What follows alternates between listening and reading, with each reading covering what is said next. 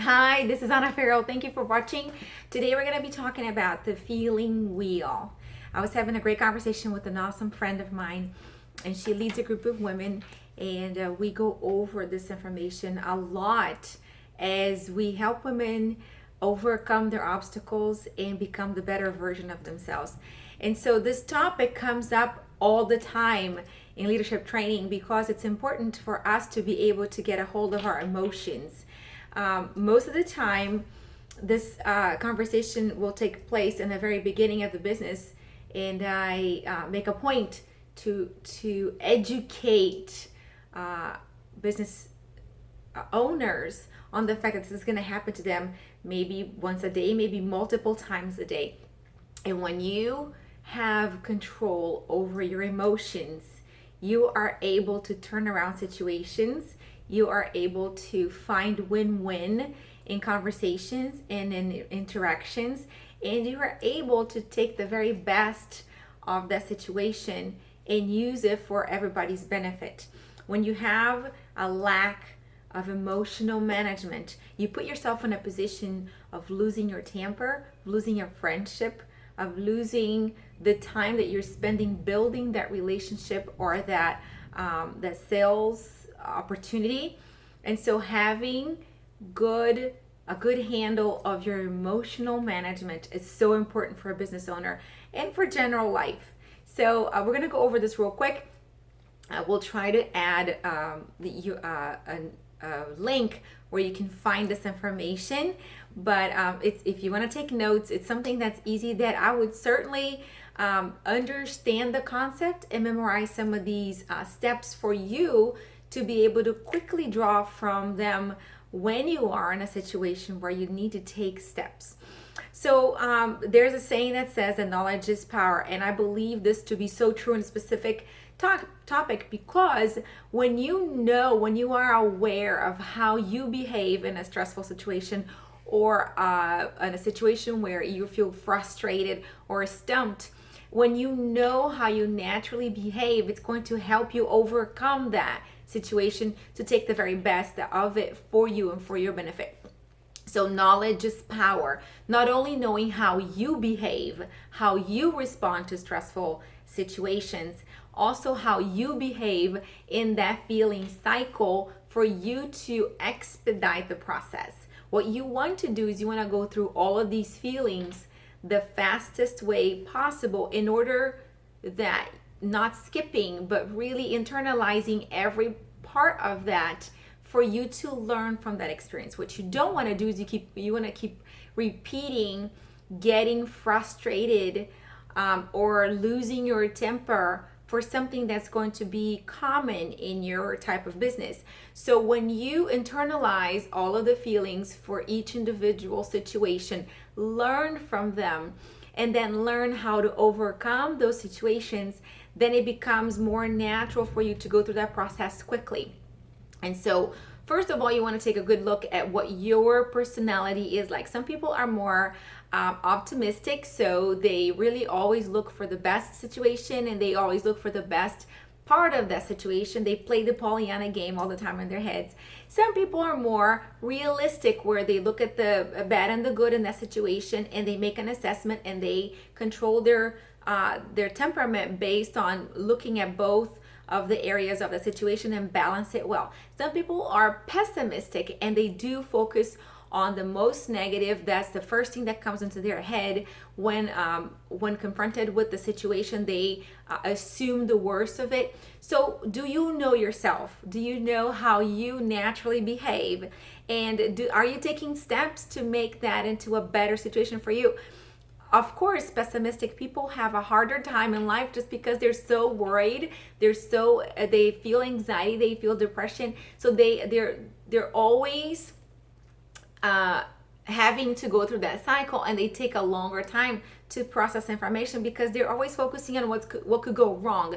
So it's bad for their health, it's bad for their relationships, it's bad for themselves. So it's always good for you to transition from being a pessimistic to transitioning into being a realistic, and hopefully you're going to be an optimistic for the rest of your life. But you want to know who you are first, so you know how you naturally approach a situation that you're going to be frustrated in. Okay, so if you see frustration in your life, do you naturally behave pessimistically, optimistically, or are you a realist? So knowing that information is going to help you go through this process a lot faster. So also, we're not going to touch on that right now, how you can start managing your behavior in those 3 points, but we're going to go over to the feelings wheel. So we're talking today about when you are presented with a new opportunity. So it could be a new school, a new course that you're taking, or a new business that you're starting, or a new venture that you are putting yourself available to begin. So this is what normally happens, and these are the steps that will happen when everything is all about you, when you are in charge of those decision-making processes. Okay, so it will be a course that you sign up to, or a business or a venture that you've started. And so in the very beginning, you're super excited, you're a newbie at that, and there's a lot of excitement and hope for the one venture that you're starting.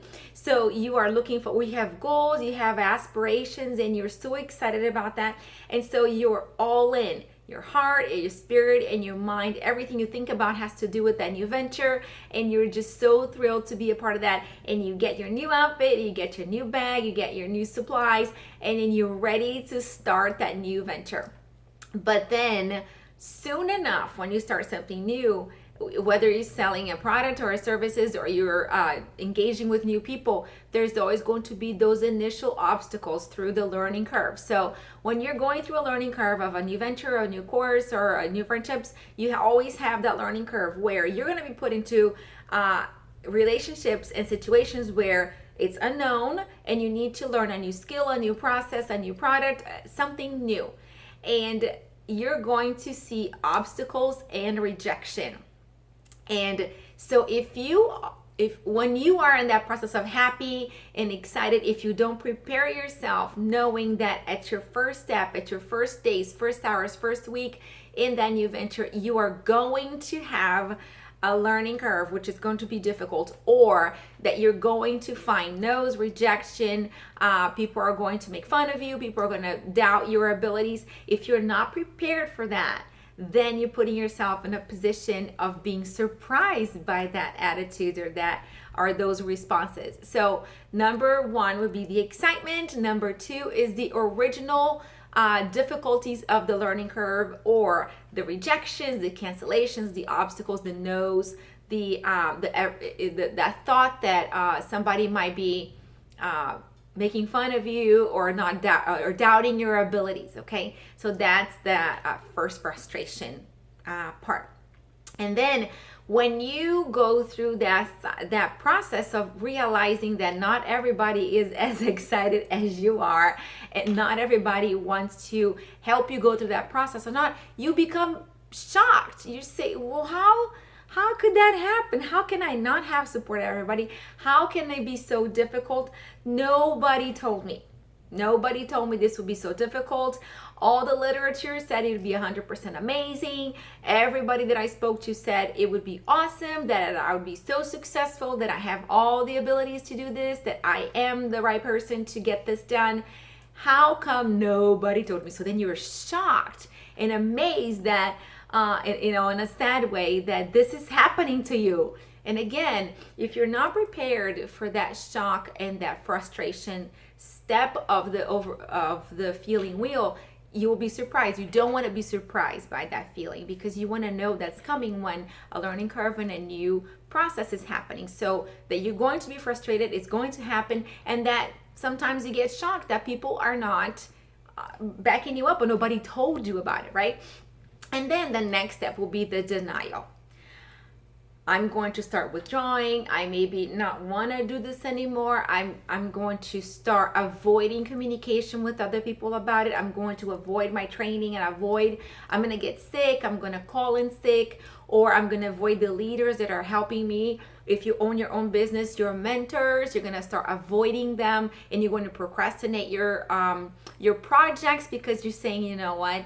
Maybe I'm not that good at it. Maybe this is not for me. Maybe I'm not called to be doing this, or maybe I made a mistake in thinking that this is for me, right? So then from the excitement, you go to the frustration. From the frustration, you go to the shock. From the shock, you go to the denial. The next one is fear. So then you say to yourself, you know what? I can't do this. I can't do this. This is not for me. I don't have the gifts and abilities. I don't have the knowledge. Of course, I don't have knowledge. I'm getting into all these situations where I don't know anything. I can't do it. And then you become angry. You say, why did I do this? Why did I invest my money? Why did I sign up to do this? Why did I put myself on this situation? And I start blaming others. Well, she told me that I could do that. He told me that I would be great at this. She told me that they needed me and I was the best person for this. He told me that I could do this easily as pie.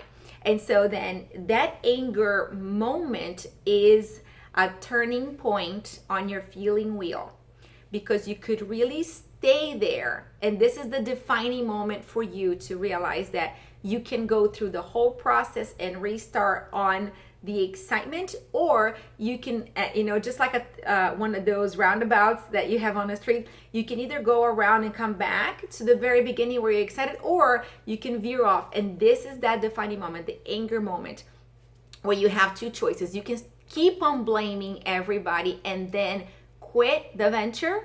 You say, yeah, he told me the wrong thing, she told me the wrong thing, it's their fault. Or if you stay on the wheel, you can say, you know what, I admit I do have those gifts and abilities. I admit that I need to be stronger, pursue more knowledge, finish my training, get thick skin, ask for somebody who knows better in this industry.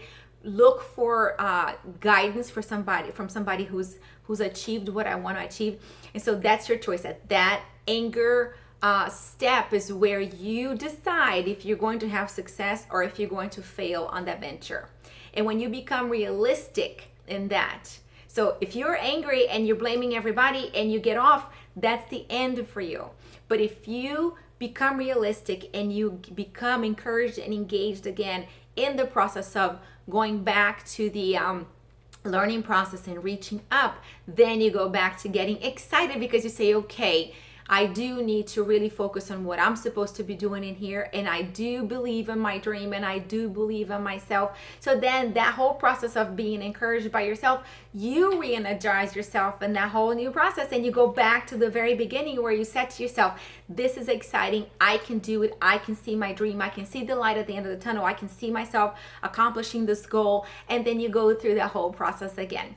And so what you want to know is when you realize that all these steps are natural, every human being goes through those steps, you want to also know the trigger point on the anger step of the feeling wheel. So you know what to do, and you recognize that you're coming to that area, and you realize that it's up to you to make it successful. So if you take it up on yourself to make success happen for you, take responsibility for the actions that you must take, your feelings, and be strong in your decisiveness towards that specific goal. Then you can go back to the beginning, get excited, and then work towards that final goal. So here are some suggestions for you during that anger moment when you realize that it's up to you. There's nobody else that can help you but you. You want to go fast through that process. You don't want to take time. You don't want to take days and weeks feeling in the denial process, or feeling angry, or feeling fear that you can't do it. You just want to go through that process. And the longer you realize, the faster you realize, that those steps are going to go on, then you can go faster and faster, and it becomes more natural for you to go through that. So be realistic, act fast through that, push through those all those steps, and look for somebody who can help you through the process. So who do you know in that field or in that venture that has achieved what you want to achieve, or can get you to the next step? And then be accountable. find a mentor, find somebody who wants to see you succeed, because then when you have that accountability, when you come to those points, you can call up to your lifeline and they can be holding your hand and helping you through that process. So look down on the bottom of this description. I'll have a link for you to click to find the PDF file of this. I hope this helps you, and study this a little bit more so you can find out who you are, so you know how to best serve yourself in your pursuit of your dreams. Thank you for watching. Happy selling. Bye.